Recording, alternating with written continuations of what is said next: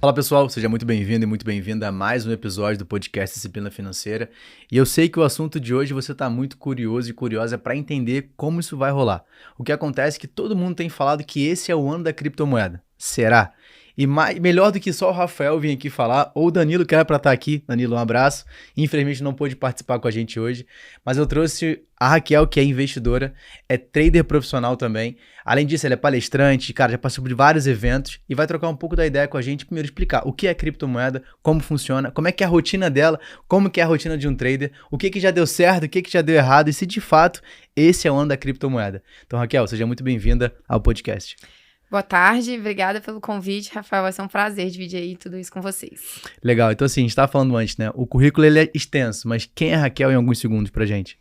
Bom, a Raquel é uma louca por criptomoedas, né? Realmente é uma paixão mesmo que eu tenho de vida, então eu escolhi minha profissão realmente a dedo. Eu era advogada criminal, sempre gostei do risco, dá pra perceber, né? Só que ao longo da minha jornada como advogada, eu conheci o mercado cripto e desde então foi um caminho sem volta, assim, realmente mudou a minha visão, né, da minha vida profissional, mudou todos os parâmetros que eu queria também pra minha vida pessoal, querendo ou não, profissional e pessoal andam juntos, né? Então já realizei alguns sonhos através do mercado cripto.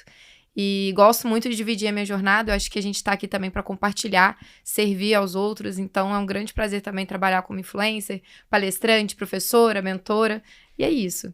Legal. Cara, antes de começar, tem uma frase no seu Instagram que eu achei muito legal. Você fala o seguinte, não é sobre criptomoeda, e sim sobre liberdade.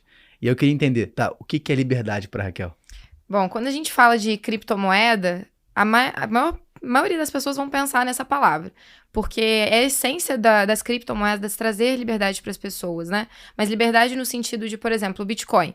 Bitcoin surgiu para ser um libertador de um sistema financeiro tradicional, onde você não é obrigado a ficar com bancos, com governos, né? O Banco Central ali emitindo dinheiro, inflação. Então, muitas pessoas associam liberdade, a palavra liberdade, com cripto por conta disso. Mas eu vou ainda mais além. Porque realmente um dos maiores valores que eu tenho como pessoa mesmo, a Raquel, é o valor de liberdade. Então, eu gosto de ser dona do meu tempo, eu gosto de ser dona do meu espaço, eu gosto de trabalhar de qualquer lugar. E quando eu era advogada, eu não podia fazer esse tipo de coisa. Eu tinha que atender cliente, eu tinha que ir madrugada para delegacia, para atender, né, preso e tudo mais. E eu comecei a ficar um pouco frustrada com isso também na profissão.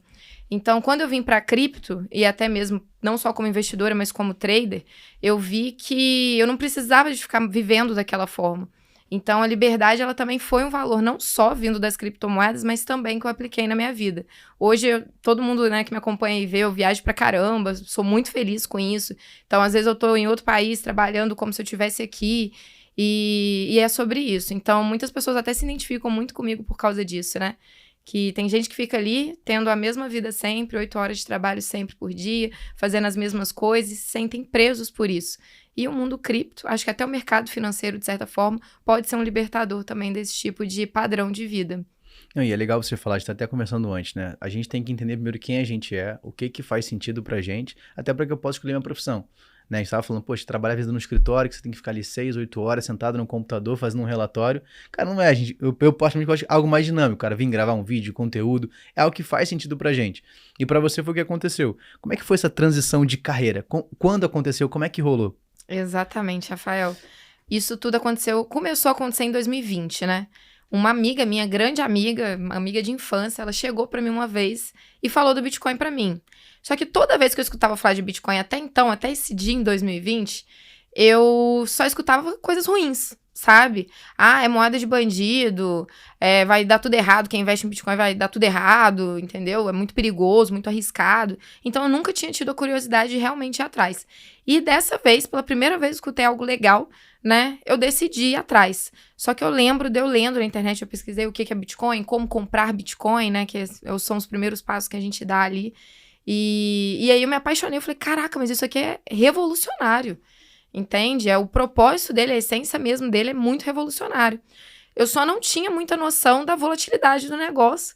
E aí eu acabei comprando um pouquinho até a mais, assim, eu não estava muito ciente dos riscos que eu tinha. Então eu sempre falo, não gosto de contar minha história para as pessoas se inspirarem nesse ponto de investirem sem saber o que tá fazendo, porque eu dei sorte, né? Eu comprei em 2020, foi em outubro, E logo depois, meses depois, no início ali no primeiro semestre de 2021, o negócio estourou. Foi numa bull run, né? Então, assim, eu me dei muito bem, mas foi uma sorte. E aí, quando eu vi que poderia cair, que eu fui estudando nesse tempo, eu falei, não, eu vou sair desse negócio aqui, né? Vamos vender agora, vamos ver o que fazer com calma, para depois, né, eu voltar mais forte. E nesse caminho, encontrei o trade e decidi sair da advocacia. Falei, não tô me sentindo feliz aqui, não era livre, não adianta. Tava numa cidade também que não me fazia feliz, eu sempre tive o sonho de sair de lá, ir para um lugar maior, né, uma cidade grande. E aí eu vim para São Paulo, com uma mão atrás e outra na frente, vamos dizer, só com Bitcoin, né, e vim junto dele, assim, arrisquei. E quando eu cheguei aqui, eu também comecei a escrever um livro, na época, que era para iniciantes, porque eu tive essa dor também no início, acho que muitas pessoas aqui que podem estar assistindo também têm, de onde eu vou ter um conhecimento a respeito disso, de uma forma simples, né? Porque é complicado para o iniciante você entender o que é blockchain, você entender o que é mineração, você entender o que é um contrato inteligente, né? Como que funciona essa tecnologia toda. E aí, eu fui estudando, eu fui escrevendo um material com isso, e aí surgiu um livro. E aí chama Simplificando as Criptomoedas até. E por conta desse livro, que foi até muito pouco divulgado na época, porque eu nem tinha esse sonho de, vamos ser influencer, vamos ser palestrante, enfim. Mas por conta desse livro, uma casa de análise me descobriu, falou que estava precisando de uma especialista de cripto lá e queria me entrevistar. Eu falei, por que não? Né, eu já tô aqui, é bom pra eu conhecer mais gente, né? Começar uma vida aqui em São Paulo, não sei, não custa nada. Fui, eles me adoraram, me chamaram pra trabalhar lá, e aí que começou essa minha vida no educacional também. Então, uni tudo, né? Educacional e a minha vida de trader investidora. Não, e eu acho isso muito legal, assim, a parte educacional, porque a gente estava até comentando. Uma das coisas que eu acho o maior desafio para cripto, especificamente até hoje, é que muita gente associa o nome criptomoeda a uma possível fraude que pode acontecer. A gente teve diversos escândalos que, na verdade, nunca envolveram a cripto em si, apenas a utilização do nome. E aí, pegando por esse ponto, acho que o trabalho educacional é muito, muito necessário. A gente traz aqui dentro do podcast, nas suas redes sociais. Mas para quem está começando, qual seria o primeiro... Rafa, ó, se a pessoa olhar para isso aqui, ela consegue já saber diferenciar o joio do trigo, sabe? Uhum. Como é que a gente pode fazer isso? É o que eu falo, né? É complicado realmente você buscar tipos de informação num mercado tão novo e que é uma tecnologia, né? Então, principalmente as pessoas que são numa outra idade, né? Mais adultos ou mais velhos, assim, tem até um pouco mais de resistência para conseguir mergulhar nesse mercado e entender de fato esse mercado. Então, geralmente, essas pessoas que são contra cripto são pessoas mais antigas, vamos assim dizer. Dificilmente você vai ver um menino de 18 anos ou 20 anos falando que é pirâmide, sabe? Se for uma pessoa estudada, né, que gosta de estudar, dificilmente. Mas para a pessoa primeiro entrar, entender a essência mesmo do que tá ali por trás das criptomoedas, né? É o que eu falei, eu falo isso por causa da minha virada de chave em relação ao mercado. Primeira vez que eu sentei para ver o básico mesmo, né? Hoje a internet é um mundo gigantesco, então você tem muitas informações lá também. Lógico, tomar cuidado, né? Porque hoje, como qualquer pessoa também fala na internet, a gente tem muita informação que não vale a pena, né? Vamos assim dizer. Mas pesquisar fontes seguras, fontes confiáveis, né? E ir atrás, um mentor, às vezes, que vai te ajudar, né? Porque o mentor, ele já percorreu um caminho que você já percorreu, então ele encurta também. E uma pessoa que você se identifique. E acho que até te trazer nesse episódio hoje, no início do ano agora de 24, é porque 2023 foi teoricamente bom pro Bitcoin, né? Se a gente for olhar para todos os ativos no mercado, a gente olha para os principais índices de ações, renda fixa, o que for, você pega que o Bitcoin teve uma alavancagem muito boa. Teve uma crescente, se não me engano, fechou em 80% nos últimos 12 meses. Eu peguei alguns dados aqui, e aí a minha cola para ajudar, né? Porque a memória não vai ajudar. Mas a gente pega, por exemplo, em 2023, o Bitcoin subiu 84,39%. O Ethereum, que é as duas principais ali, quase 40%, 39,57%. E recentemente a gente teve dois fatores que trouxeram aí talvez uma... Será que agora que vai? Né? Que foi a aprovação dos ETFs pela SEC, que é o Índice de Segurança, como fosse a CVM aqui do Brasil. Foram 11 ETFs aprovados. E eu queria que você comentasse pra galera, assim, cara, o que que isso significa? Porque foi um marco. É algo que já vinha tentando ser aprovado há bastante tempo, até que a BlackRock lá em 2023, né, para quem não conhece, quem está assistindo a gente, a BlackRock é a maior gestora de ativos do mundo, né, com alguns trilhões sobre gestão, e eles colocaram essa ideia no ano passado, ó, a gente quer entrar, quer abrir um ETF, só que mesmo assim não estava sendo aprovado até que 10 de janeiro agora foi aprovado. O quão significativo é essa mudança para o mercado de cripto? Isso é de fato muito importante, né? Porque quando a gente fala de entrada de ETFs de Bitcoin, né, em fundos e tudo mais, a gente começa a ver que os grandes estão olhando para isso. Os grandes, o institucional está começando a confiar nesse mercado, né? Ou já vinha confiando, mas cada vez mais tem uma aderência maior. Então, quando a gente vê que os grandes estão olhando, por que nós que somos pequenos, a gente vai ficar de fora disso? Tudo começa ali, sabe? Então, foi um marco também, porque vai trazer mais volume também para o mercado, né? E isso já começou a acontecer. Então, tem mais movimentação, tem mais visibilidade. Então, traz um certo tipo de confiança para quem está de fora, né? Justamente por serem gigantes que estão olhando para isso. Inclusive, você mencionou agora da BlackRock, eu estava lendo, né, esses dias um artigo que a própria BlackRock soltou, que está recomendando aí mais de 80% de exposição de carteira em cripto. Então, chega a ser uma loucura, assim, lógico que não é qualquer perfil de investidor que deve fazer isso, né? Vários fatores devem ser considerados, mas foi algo que foi mencionado pela BlackRock. Então, o nível de confiança que a gente vê do maior fundo de investimento que existe, tá ali, por que você vai duvidar? Então, as pessoas começam a acreditar nisso também. Então, é volume, confiabilidade e etc. E aí, você pegando esse ponto, né? Já que você soltou essa ideia da BlackRock recomendar quase 80% do portfólio, que de fato, assim, no mundo real, isso não é tão tangível de acontecer para pessoas normais, pessoas comuns. A gente sempre fala aqui, quando a gente traz algum gestor, algum analista, sempre fala sobre alocação de ativos, né? Então, pô, tô começando a investir, eu quero montar a minha estratégia, né? Para quem tá ouvindo, tá assistindo a gente, vamos supor, você, poxa, tem lá 100 mil reais, 10 mil reais, 50 mil reais, 1 milhão de reais, você não vai colocar tudo numa única caixinha. Você vai distribuir em diferentes caixinhas. São classes de ativos e intraclasses. Renda fixa, renda variável, tesouro, CDB, LCI, LCA, bolsa, fundo, enfim. E aí vai ter a caixinha da cripto. Eu particularmente tenho a minha estratégia de caixinha para cripto de porcentagem, de alocação. Pegando isso que a gente comentou agora, cara, existe sim, Rafa, a ideia é ter esse patrimônio aqui em criptomoeda em porcentagem ou não, vai depender. O que vocês acham? É muito difícil a gente falar um valor fechado para qualquer pessoa, né? Quando você está individualmente, analisa ali, a gente já tem um perfil de investidor da pessoa, é mais tranquilo. Mas é porque cada um tem o seu jeito de investir, cada um tem a sua aversão ao risco, né? Tem perfis que são mais moderados, tem outros perfis que são mais conservadores, a outra pessoa ela já é muito arriscada.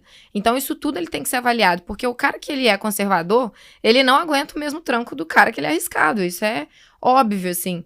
Então, esse cara que é conservador, ele não pode investir em cripto? Pode, mas um percentual muito mais abaixo, entende? Porque senão, na hora que ele abrir a carteira dele e existe a chance da gente ver uma oscilação ali de 20% numa semana, de 15% numa semana, esse cara vai passar mal, sabe? O investimento, ele tem que ser saudável, você tem que criar uma relação saudável com ele.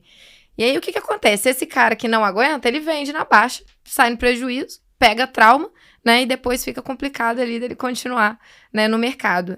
Então, é muito diferente entre pessoa para pessoa. Acredito que não tem um valor fechado. Ótimo, ótimo. Isso é legal, assim, cara, como eu atendo muitos alunos de consultoria, de mentoria, a gente vai pegando cada caso individual e vai analisando, e é legal de trazer esses comentários. E aí teve um caso de um aluno no início do ano passado que me procurou, que assim, todo o patrimônio dele estava em cripto, né? Então, assim, todo. E eu falei assim, cara, assim, por mais que, 2023 foi muito bom, o cripto teve lá 80% de alta, mas não importa, todo o patrimônio estava ali, né? Então ele tinha que fazer, ele tinha ainda organização financeira, tinha que montar uma reserva, não tinha uma reserva, assim, todo o patrimônio em criptomoeda. E a gente foi diminuindo as alocações dele, foi colocando em outras classes até que a gente chegou no percentual que a gente considerou aceitável. E o que você falou sobre a questão de aversão a risco, isso difere muito também do objetivo que a pessoa tem e do momento de vida que ela está. Exatamente. Né? Então você tem, a gente fala dos ciclos de vida financeiro. Uma pessoa que está em período de construção ou de acumulação, ela vai ter objetivos diferentes do cara que está no desinvestimento. Uma pessoa que já tem um pouco mais de idade, ela não vai colocar uma porcentagem muito grande em um ativo que tem uma extrema volatilidade. Exato. Então, acho que se conhecer também é muito importante para o investidor, né? Rafa, é o seguinte também, né? Tem responsabilidades diferentes ao longo da nossa vida.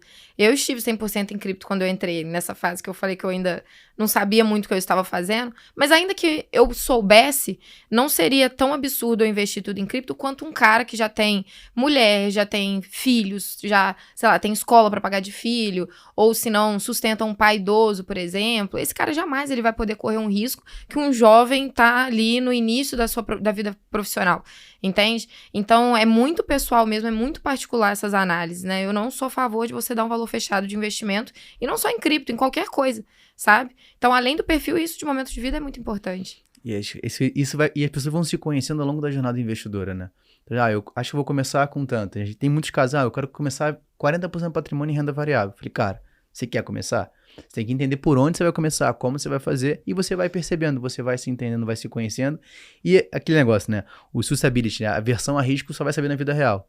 Né? A gente sempre brinca aqui, a gente usa esse bordão sempre. Você responder 10 perguntas de uma corretora tomando um café expresso no ar-condicionado, nunca vai dizer se você é averso ou não a risco. Exato. Agora, quando você vê seu patrimônio caindo 10, 15, 20%, um ativo despencando metade, você fala, opa, acho que eu tenho um pouquinho de medo aqui, tenho que me segurar.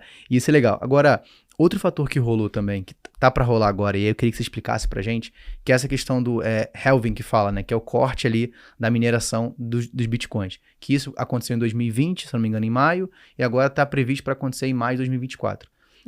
O quanto isso é relevante, porque para quem tá ouvindo a gente, eu vou explicar do meu jeito, depois você pode colocar a sua tese mais elaborada do que a minha, com certeza. Basicamente é uma ideia de oferta e demanda, né? Então a gente vai ter uma quantidade menor sendo minerada, onde eu vou ter mais restrito o Bitcoin, e se eu tenho ali mais gente querendo com menos proporção na sua mão, acaba valorizando aquele ativo. É mais ou menos essa ideia que tá rolando para agora? Exatamente. Eu gosto de chamar, acredito que fica bem didático a gente falar que o halving ele é uma espécie de ciclo deflacionário que a gente tem. Porque quando a gente fala de dinheiro, né, a gente está diretamente em inflação, tem tudo a ver. O governo pode ali imprimir moeda até, né, dizer chega. Não tem um limite, tipo, vão existir tanto número de células ou tantos números de dinheiro circulante. Isso não existe. Agora, quando a gente fala de Bitcoin, existe essa escassez. Então, justamente por isso que ele consegue alcançar preços absurdos, porque vai de acordo com a oferta e da demanda, sendo que ele tem um preço limitado. Então, vão poder existir 21 milhões de unidades de Bitcoin. A partir do momento que isso acontecer, acabou, não vai ter mais produção nenhuma, né? Então, é igual o diamante, né? Eu gosto muito de fazer essa comparação também, ou o próprio ouro, muitas pessoas fazem essa correlação, né? Que é escasso, por isso que o ativo, ele é valioso, né? E acontece que quando a gente fala de halving também, a gente tem que entender da mineração. A mineração é o processo responsável por colocar Bitcoin ali circulante na rede. Então, quando isso acabar, né, 21 milhões, acabou, aí a mineração não vai ser mais utilizada para isso. E os mineradores que pegam os computadores para fazer esse tipo de mineração, eles recebem um tipo de recompensa em Bitcoin por isso. E justamente essa recompensa que é cortada pela metade a cada halving. Então, até para os mineradores, né, essas recompensas vão diminuindo também. E, enfim, o que é mais importante a gente até falar sobre isso é que a maior parte dos bitcoins, mais de 90%, já foram minerados. Mas hoje a gente tem uma espécie de halving psicológico, vamos assim dizer. Porque a gente já tem um padrão de 4 em 4 anos, como que funciona, né, o mercado nesses ciclos, e geralmente ele valoriza, né, e bastante. Então a gente entra nesse sistema de bull run. Então, como a gente já tem esse padrão no Bitcoin desde quando ele surgiu, a gente já consegue saber o que vai acontecer, né? A gente estuda o passado para conseguir entender melhor, né? E ver aí o que pode chegar no futuro. E a ideia, né, fazendo esse estudo é que esse ano é o ano do Bitcoin. Justamente porque o halving está chegando, né? Faltam menos de 3 meses aí para isso acontecer. E toda vez que isso acontece, a gente tem esse padrão de mega valorização e superar as altas históricas anteriores. E isso é bom quando a gente fala de investimento, né? Se você consegue olhar para o histórico passado, você, lógico, não tem certeza do futuro, mas você tem uma previsão do que pode acontecer. Então, esse estudo, eu acho que a análise técnica que você trabalha como trader, isso ajuda bastante. E aí, pegando desse ponto, cara, como é que é a sua rotina de trader? Porque é diferente. Né? Então, para quem tá assistindo a gente, talvez não saiba, mas tem uma rotina diferente. A gente gravou um podcast no passado com a Bruna que foi sensacional. Ela contando a rotina dela, como é que funciona, né? O dia a dia, a hora que acorda, o que faz, a parte mental, se prepara. É diferente. Como é que isso acontece com vocês? Como é que é o seu dia a dia? Olha, isso é muito importante, né? Porque muita gente quer viver de mercado, quer viver de renda, de investimento, de trade, mas essa pessoa ela não tem consciência do que tá por trás disso muitas vezes também. Então, é uma pergunta muito interessante. Acredito que principalmente para o trader, que tá ali dia a dia, né, o tempo todo, olhando o mercado, é como se fosse qualquer outra profissão. Tem pessoas que chegam para mim e falam assim, eu vou usar o trade como hobby, como uma renda extra. Esquece, meu amigo, esquece. Se você quer entrar para o mercado mesmo, você vai ter que ser profissional. Entende? Porque se você já entra com uma visão de fazer um dinheirinho, uma graninha, você não tem noção da energia que você vai ter que estar ali para conseguir fazer um dinheiro. Entende? E, enfim, então, hoje eu tenho a minha rotina de treino pra cabeça, né? Ficar bem, tranquila, onde eu gasto ali a minha energia. Eu tenho a minha rotina de dormir. Então eu tenho horário pra dormir, eu tenho horário pra acordar. Não é aquela coisa de, eu vou ficar ali igual um sedentário, ver a Netflix o dia inteiro, quando tiver uma oportunidade eu vou ali e opero. Ou eu vejo absurdos na internet, né, de gente falando, tô aqui, ficou famoso, né, o meme do vou pagar o cafezinho da conta do garçom com trade. Não é assim, não é. Você precisa de estar pronto ali para as oportunidades do mercado, analisar todas elas, na hora que elas surgem, você tem que estar ali de prontidão e focado naquilo ali, né, e a sua cabeça tem que estar muito boa. Porque se você chega no mercado também pensando em outra preocupação, em outra coisa, você não tá focado ali, já era. A sua chance, pode ser que dê bom, mas vai ser um acaso de sorte. Porque geralmente quando você tá assim, dá ruim. É impressionante. E eu olho muito o trader como se fosse um exercício de alta performance. Né? Então, poxa, pra quem é atleta, cara, eu já fui atleta, já competi. Então, cara, você tem focado 100% naquilo que você tá fazendo naquele momento. E o trader também, você tem uma preparação. Eu vi até alguns estudos de alguns traders profissionais sobre até a importância do alimento que ele ingere para que possa ajudar na concentração na hora da operação. E aí eu vejo muita gente nas redes sociais, até aluno meu que procura, Rafa, o que você acha de trader? Eu falei, cara, acho legal, mas você quer viver disso? Não, é para fazer um dinheiro extra. Esquece. E trazer alguém profissional da área que fale sobre isso é também um alerta para quem está pensando em entrar. De entender que não é só, eu vou ali, vou fazer, e também entender que, cara, se você tá vendo alguém oferecendo uma oportunidade para você se tornar um trader, para fazer um dinheiro extra, pode ser que seja uma fraude também.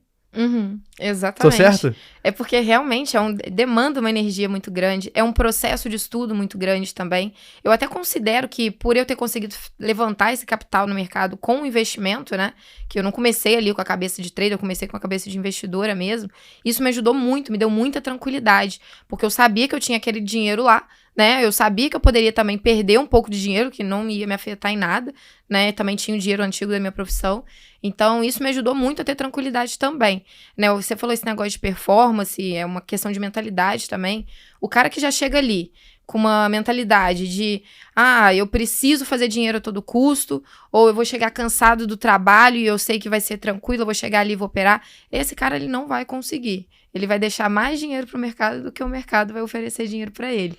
E isso de alta performance é, de fato, muito importante. Eu já fiz vários treinamentos, inclusive, em relação a isso, com pessoas grandes, né? Converso muito, tem até um treinador de atleta, o Lincoln Nunes, né? Um grande querido, gosto muito de conversar, já trouxe ele para conversar com os meus alunos também, que ele treina atletas de elite, né? Do Barcelona, seleção brasileira. Então, acredito que tem muito a agregar. Só que é engraçado que quando a gente fala esse tipo de coisa, muita gente acha que a gente tá falando abobrinha, né? Que, não tem nada a ver, não precisa disso. E ela só aprende essa pessoa quando ela tá ali de cara a cara mesmo com o mercado e vê, né, na prática como que funciona. É porque é louco, cara, assim, imagina a energia que vocês têm que gastar para acompanhar, tem todo o aprendizado inteiro. Eu posso me falar, cara, não é vida para mim, né? Não faz sentido para mim estratégia de negócio. Não é nem pro meu dia a dia. Acho que só a preparação da alta performance que eu acho sensacional, mas a aplicabilidade ali na hora do trader, eu acho que cada um tem que entender para onde funciona. E talvez é um alerta para quem tá começando também. Pô, não é só, você vai, como você falou, vou chegar em casa cansado do trabalho, vou fazer uma operação. Não é uma aposta.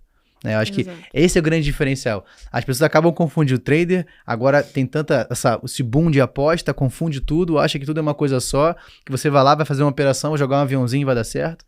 E não é assim que funciona. E aí eu trouxe alguns pontos para a gente poder falar. Você tocou na questão de reserva de valor, né? Então eu acho que talvez esse é um assunto bem polêmico para muita gente, né? Tem uns que acreditam que não é uma reserva de valor, outros que sim. Alguns países estão adotando, né? Eu acho que o mais emblemático foi El Salvador há 2 anos atrás. E como é que você vê? Porque tem a questão, cara, a reserva de valor para qualquer país ainda vai ser ou ouro ou dólar. A moeda mais forte é aquilo que se provou de forma milenar ao longo dos últimos milhares, centenas de anos. Agora vem a criptomoeda, que teoricamente é um ativo recente, é uma tecnologia nova, mas que pelo menos o El Salvador já pegou lá, colocou como reserva. Como que isso funciona? Como é que você vê isso para o mercado? Olha, é realmente um caso muito polêmico esse, mas eu acredito o Bitcoin como reserva de valor, né? A gente chama de ouro digital, os defensores dessa causa. Isso a gente vai ver com um longo prazo, né? Mas, ao meu ver, o Bitcoin vai chegar numa época que a volatilidade dele vai diminuir, né? Foi mais ou menos o que aconteceu com o ouro. Se você pega o ouro anos atrás, ele era muito mais volátil do que ele é hoje, né? E isso aconteceu por quê? Por motivo de escassez também. Foi ficando escasso, as pessoas não foram mais querendo vender da forma que era antes, né? Se desfazer também do ouro. E isso é um processo de longo prazo, né? Isso não acontece em um ano e meio, 2 anos. Eu acredito que isso demora um tempo. Mas talvez daqui 10, 15 anos, o futuro do Bitcoin vai ser justamente o mesmo do ouro. Só que isso é um processo, uma luta mesmo, né? Existem pessoas que têm a cabeça mais fechada em relação a isso. Existem governos que não querem que isso aconteça ainda também. A China é o maior exemplo que a gente tem no mundo em relação a isso. Toda vez sai notícia, né? China proíbe mineração de Bitcoin, ou a China proíbe que os cidadãos utilizem mesmo o Bitcoin aqui, né, no país. E existem outros países também que estão nessa guerra, né, com a mentalidade um pouco mais fechada. Mas se eu pudesse falar algo assim, isso acontece porque eles têm medo. Justamente pela causa da liberdade que o Bitcoin oferece para todos os usuários. E aí, como que fica um governo diante disso, né? Começa a perder um pouco do controle ali da população. Então, é uma coisa que eu vejo uma década para frente aí acontecendo. E a gente tem o caso do real digital, né? Que vai ser implementado em algum momento, mas eu acho que também essa questão do controle governamental é algo que tem, cara, diversas teorias sobre esse ponto, do controle, o que você compra, o que você consome, porque quem tem um controle sabe direcionar para onde que vai o recurso. E como é que você vê a questão do real digital, essa implementação? Você acha que vai acontecer num prazo determinado? Como é que você vê isso? A previsão é 2024, 2025, né? Só que isso já foi adiado também algumas vezes, né? No passado era para ter sido em 2023, aí acabou passando para agora, simplesmente porque existe também uma questão burocrática um pouco mais complexo, você tem que mexer com o sistema, né, desenvolvedores, tudo isso para conseguir implementar. Então é um atraso super justificável. Só que eu acho bizarro, porque tá na iminência de acontecer, que seja esse ano que vem, tá muito próximo de acontecer, e as pessoas não estão nem sabendo disso, sabe? É o Drex, né? Poucas pessoas, você fala Drex, pergunta. Entra no Uber, por exemplo, pergunta. Você sabe o que é Drex?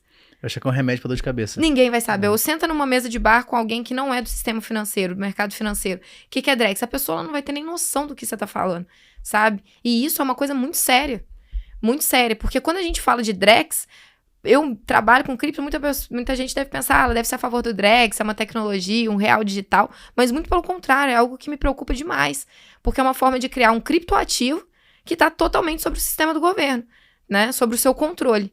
E aí? Como é que vai ficar isso? O governo vai saber tudo o que você está fazendo, vai querer, pode ter confisco, que é o que mais me preocupa, não é nem a questão de saber o que você está fazendo, porque mesmo você estando com cripto, eu sou a favor, você tem que declarar seu dinheiro, você tem que fazer tudo certo, né? Não sou a favor de sonegar nada disso.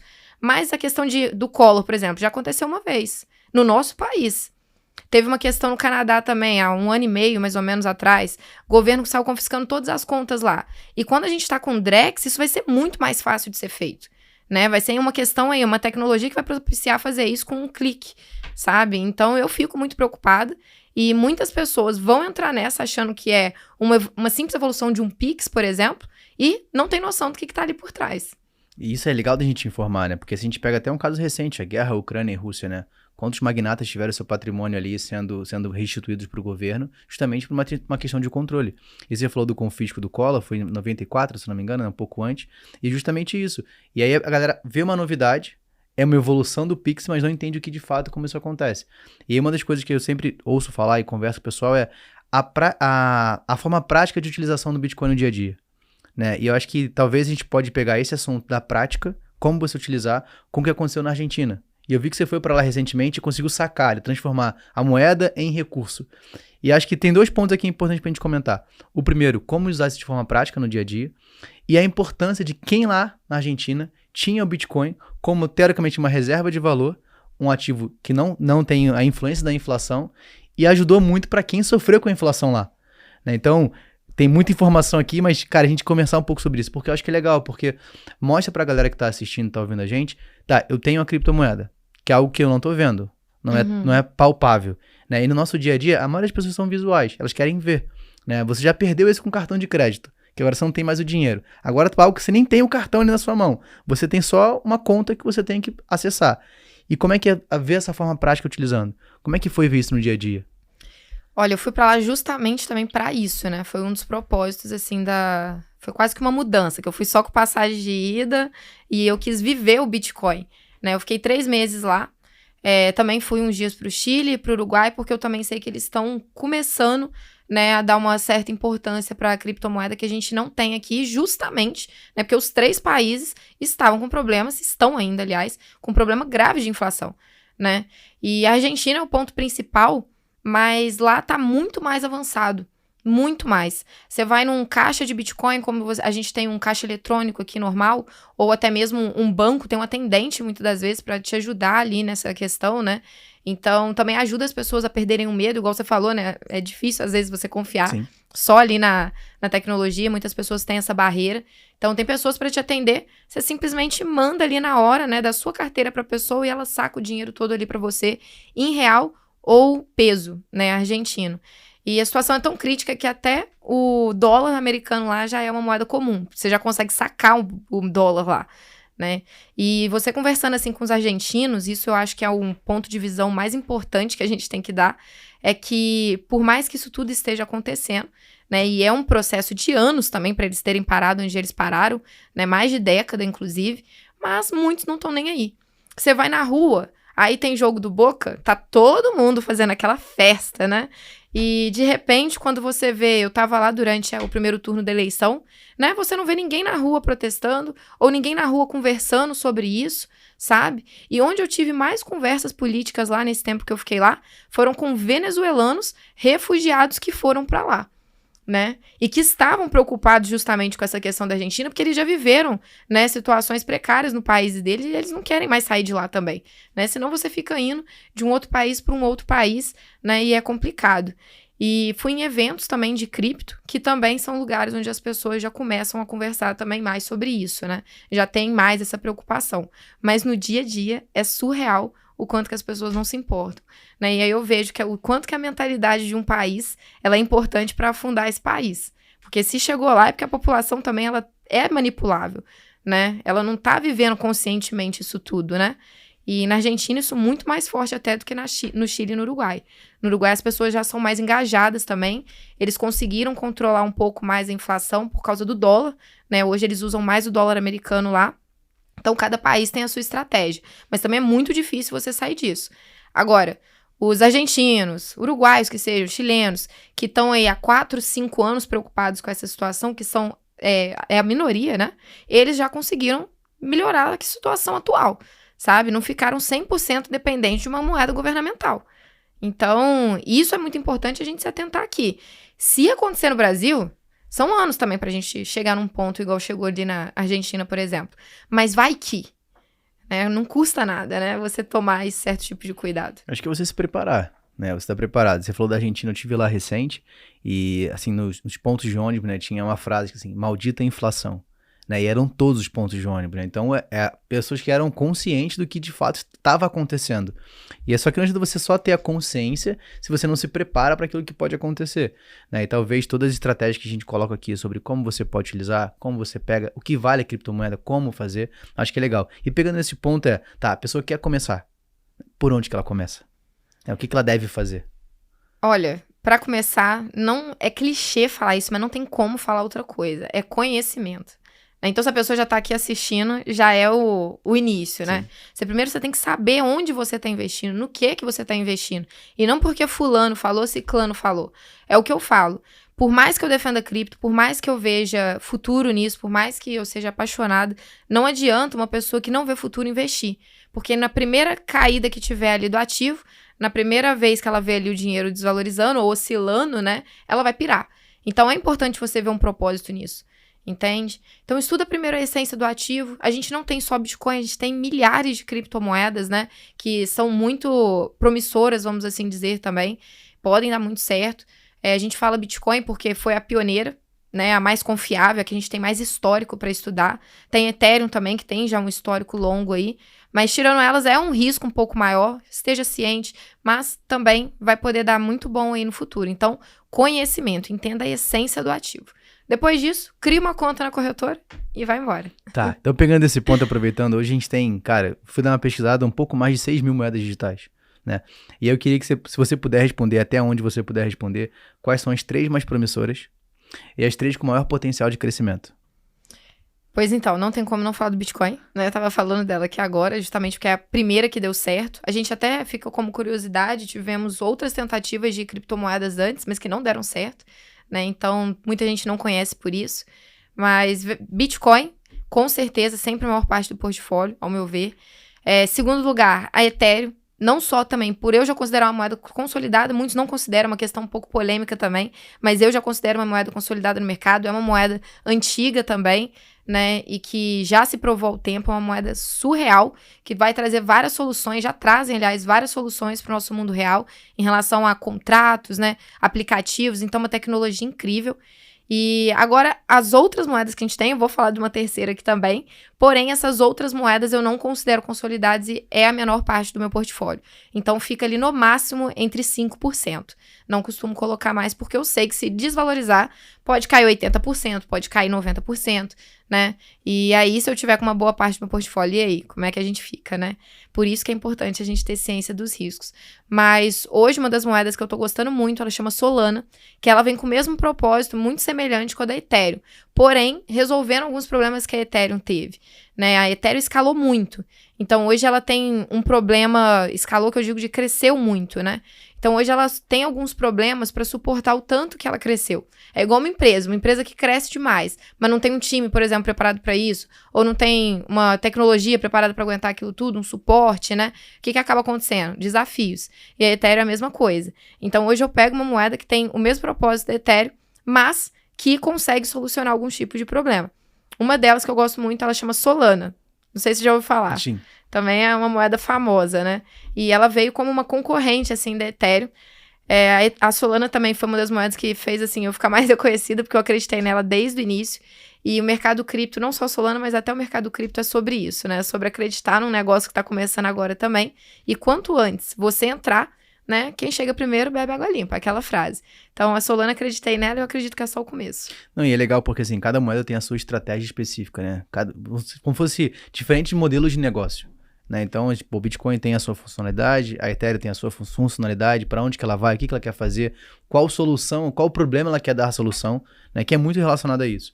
Isso que eu acho legal, tipo, cara, quando você começa a buscar, se aperfeiçoar, você vê que tem diferentes estratégias e sempre vai ter, cara, o influencer que defende uma, outro que defende outra moeda. E, cara, é isso. Você tem que entender também a tese que você tá fazendo.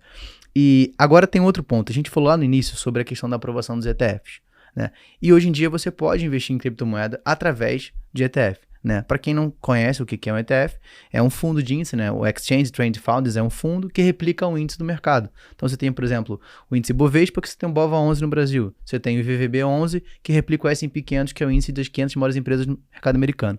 E você tem também os fundos que replicam os índices de cripto. Né? O mais famoso assim, no Brasil é o Hash11, que é da Hashdex, que inclusive foi um dos ETFs aprovados, também das gestoras aprovadas na SEC. E eu queria entender, cara, faz sentido?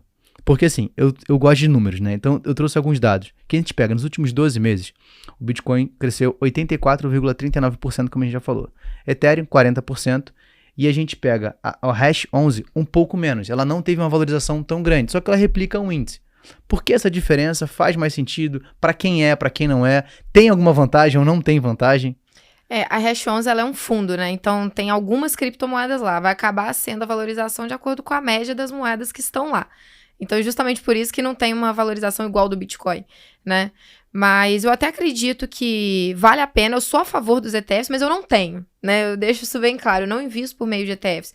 Mas para aquela pessoa, por exemplo, que já está acostumada a comprar outros tipos de ETF, já está ali na zona de conforto dela, e é uma pessoa que não tem interesse em, vou mergulhar de cabeça no mercado cripto, vejo sentido, mas não vou mergulhar de cabeça, então eu vou continuar aqui fazendo o que eu faço, né? Mas me expondo de alguma forma, não ficando também totalmente para trás. Então eu acredito que faça sentido para essas pessoas. Agora, para a pessoa que quer se aprofundar um pouco mais, né, para a pessoa que quer investir uma maior parte ali também do portfólio, que vai ter tempo de acompanhar, vai ter tempo de estudar um pouco mais, vale a pena já investir diretamente. Até em questão de imposto, né, vale mais a pena você estar direto em cripto do que você estar numa Hash 11 ou em qualquer índice que tem de criptomoedas, né, porque hoje o imposto, vamos ver como é que vai ficar, tá com umas mudanças aí, mas até então tá tranquilo. Né? Então, são mais para essas pessoas que não querem sair da zona de conforto sem ficar para trás. Ótimo. E para quando você compra o ativo, existe uma forma melhor de você guardar seus criptos? Questão de segurança, como é que funciona? Porque para muita gente até, cara, como eu faço, né? Eu compro, tá na corretora e tá lá. Não tem nenhuma próxima medida de segurança. Mas eu sei que existem outras formas, né? Então, talvez é uma negligência minha de olhar para isso. Mas para quem tá assistindo, tá ouvindo, tem a oportunidade de entender um pouco mais. Cara, qual é a forma mais segura de você guardar essas criptos? Hoje a gente tem alguns tipos de carteira, né? Tem as carteiras de corretora, que é igual que você tá deixando, mas não é recomendável. Bom que a gente também expor ao vivo, tranquilo. Mas existem outros tipos de carteira, que são carteiras offline, que a gente chama. Então, ela não tem uma conexão direta com a internet, né? Um Wi-Fi, né? Alguma coisa assim, uma rede de dados, não existe. Então, ela é mais segura. Porque muita gente não sabe, mas um ótimo caminho de um hacker ter acesso a uma senha sua de uma conta, seja de um banco, de uma rede social, ou qualquer coisa que você digita ali no computador, é por meio de um Wi-Fi. Então, seu computador pode ser invadido, ou o seu celular pode ser invadido por meio desse sistema. Por isso que quem trabalha com cripto, né, ou trabalha com alguma coisa assim de dinheiro, tá ali no celular, jamais. Eu, por exemplo, eu não acesso um Wi-Fi de um hotel. Eu não acesso um Wi-Fi de um aeroporto. Assim, jamais. Porque eu sei que alguém pode entrar ali e pegar tudo, sabe? Então, tô sempre acessando internet minha privada e aquilo ali.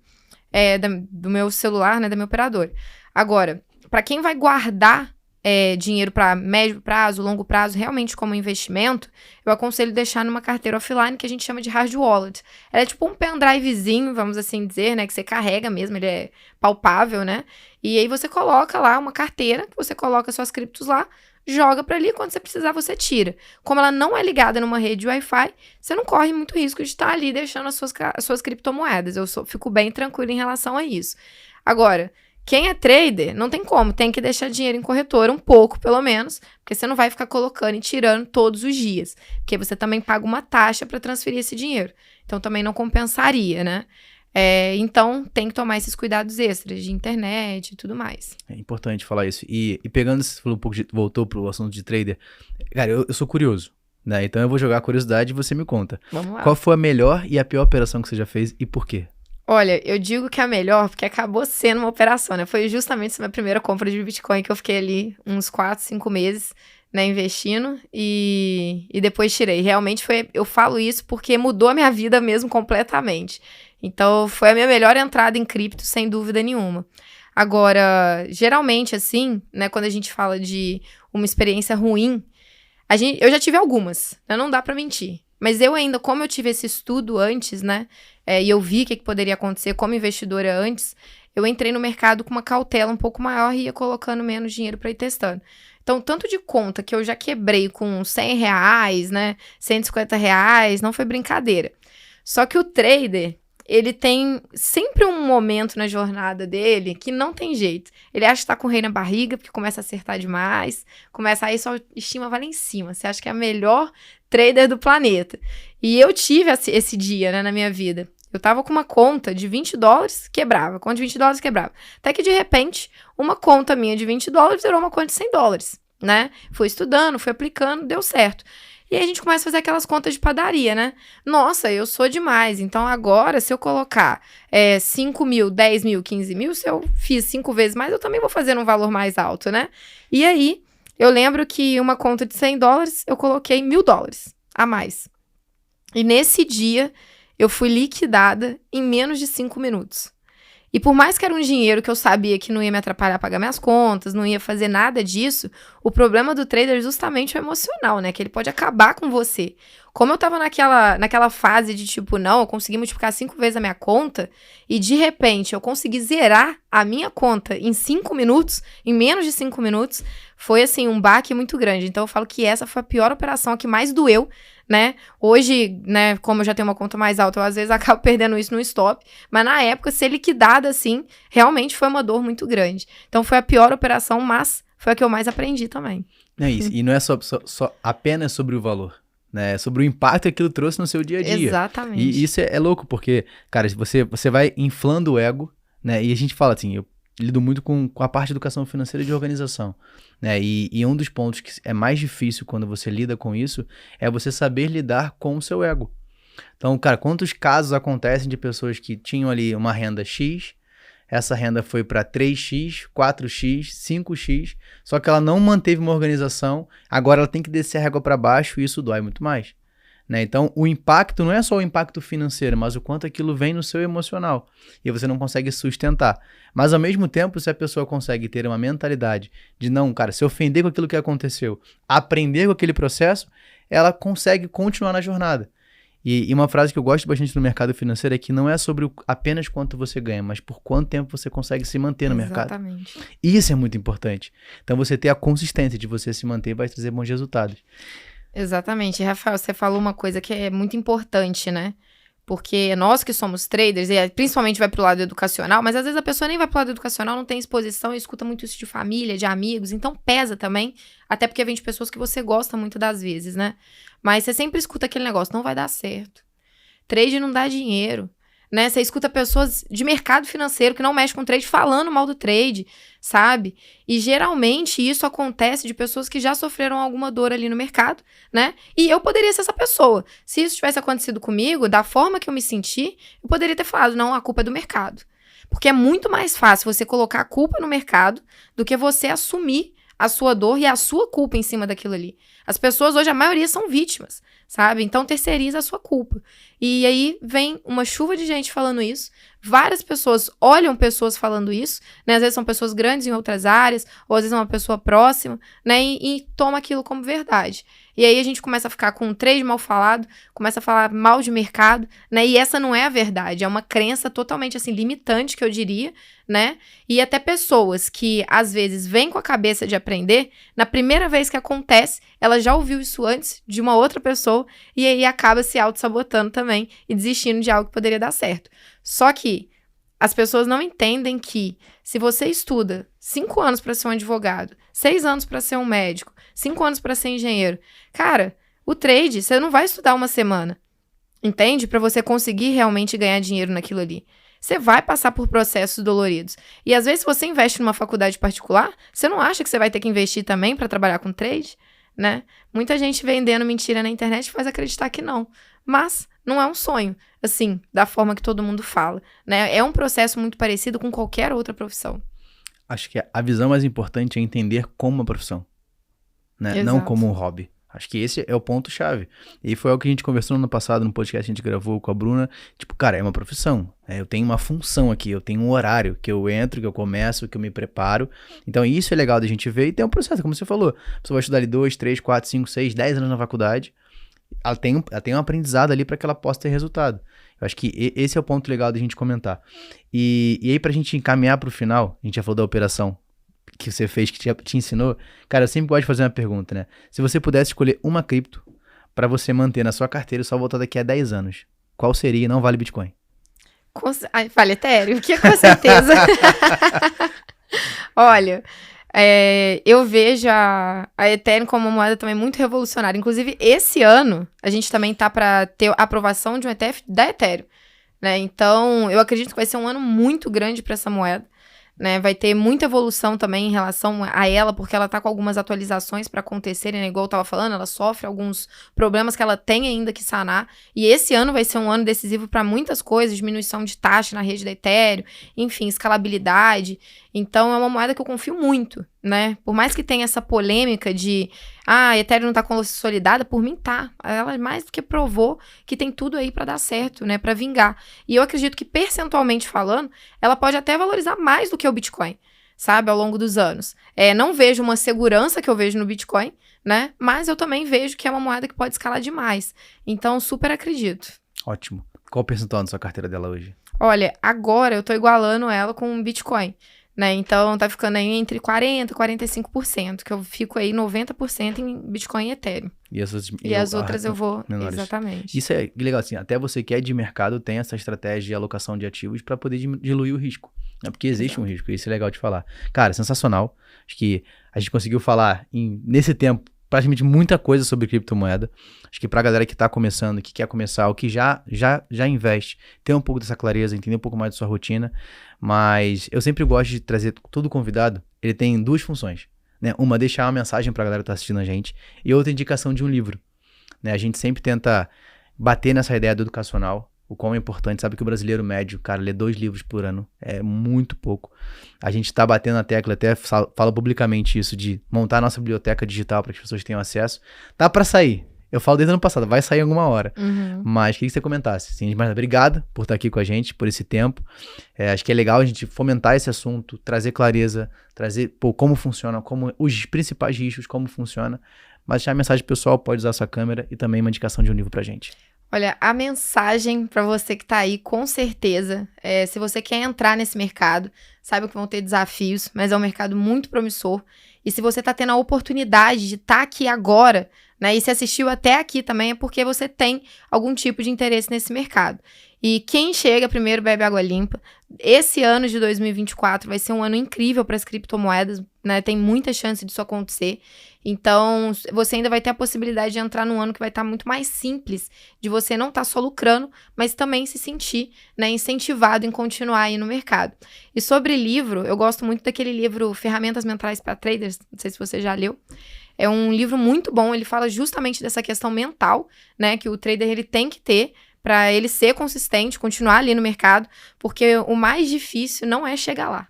O mais difícil é você se manter lá. Então, é um livro que ajuda muito e fica aí a indicação. Ótimo. Ó, então, e Raquel, como é que o pessoal te acha nas redes sociais? Ah, sim. Tem o meu Instagram hoje, que é Raquel Vieira G. E eu também tô no YouTube fazendo trade ao vivo, análise de mercado, de segunda a quinta, 18h15 às 19 horas. Então, estão todos convidados. Canal Raquel Vieira mesmo, meu nome. Se não achar Raquel Vieira Cripto, que aí vai ficar mais fácil de achar. E vai ser sempre um prazer ter mais novos traders e investidores também por lá. Ótimo. Eu vou deixar os links aqui, tanto da rede social quanto do YouTube, aqui na descrição do vídeo, que é mais fácil o pessoal conseguir acessar e depois a gente marca também. Ó, você que chegou até aqui, muito obrigado. Não esquece de curtir, comentar, compartilhar. Deu um trabalho conseguir trazer a Raquel aqui, então você tem que encaminhar esse vídeo pelo menos para 10 pessoas. Beleza? Raquel, mais uma vez, muito obrigado. Obrigada a você. Valeu, pessoal. Um abraço, até a próxima. Fui. Valeu.